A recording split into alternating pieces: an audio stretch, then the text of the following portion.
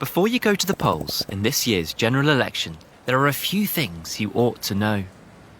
Now, you'd be right to assume that what you read in the papers is the truth. How could it be anything else? But the real truth is the media like to keep us in the dark. Our most popular papers, like the Daily Mail, the Sun and the Express, are owned by billionaires who support the Conservative Party and gain financially from their success. And if we, as humans, are repeatedly told the same things enough times, we begin to believe them, even if they're not true. The strong and stable leadership of a Conservative government. Let's get Brexit done. They might be catchy slogans, but they don't tell us anything. It seems the Conservative Party has made this election all about Brexit. And yes, it's undeniably important. But what about everything else? The NHS, jobs, education. What kind of country are we actually voting for if we choose to vote Conservative? Now, most of us want the same things in life. We want to live in a safe place with good jobs, friendly people, and good public services. But since the Conservatives came into power in 2010, we've had the longest squeeze in living standards and wages. Our public services are failing because of cuts and underfunding, and we have an ever-increasing gap between the rich and the poor.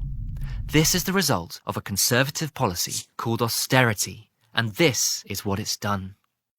Right now, over a quarter of all children in the UK are living in relative poverty. Homelessness is at an all-time high, and record numbers of people are using food banks just to survive. The NHS is at breaking point. GP and A&E waiting times are getting longer. Some hospitals have been forced to close. Cancer targets are being missed, and as a doctor, I see patients suffering from the crisis we're in.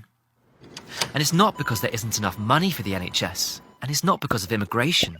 It's because the Conservative Party has been chronically underfunding it and has been quietly privatising it without our consent.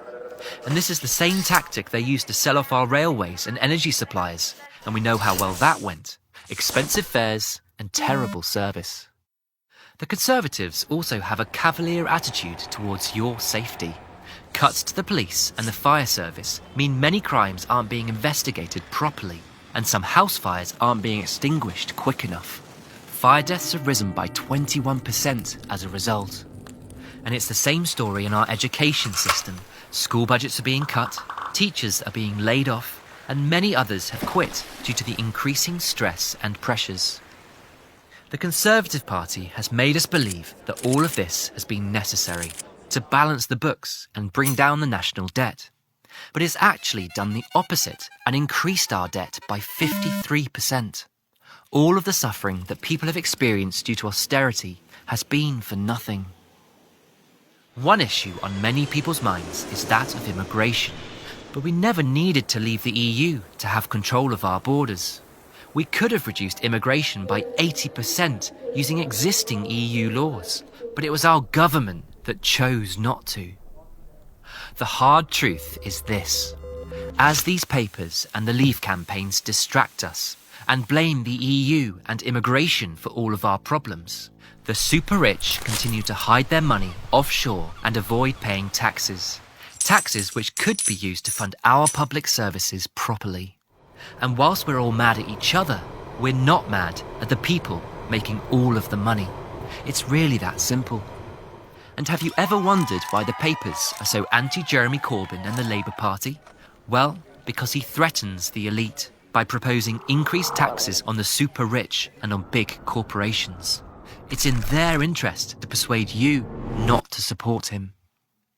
And what about Brexit? Well, we're 3 years on and we haven't gotten anywhere. It's just missed deadlines and broken promises. And we're beginning to see how Brexit is actually damaging our country, from the loss of jobs and manufacturing to the divisions in our communities.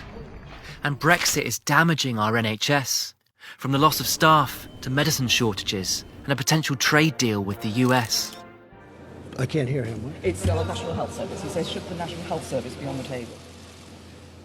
Look, I think everything with the trade deal is on the table. So NHS or anything else, or a lot more than that. But everything will be on the table, absolutely. And whilst the Conservative Party has tried to deny it, The documents of their secret talks with the US confirm that the NHS will be opened up to American corporations. Is this really what we want?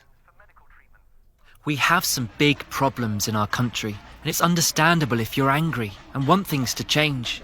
But it's not the EU or immigration we should be blaming.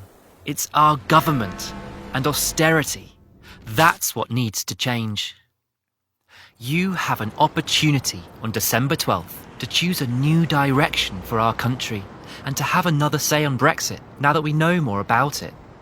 So whether it's Labour, the Lib Dems, Green or other, take a look at what the other parties are offering and choose a party that best represents you.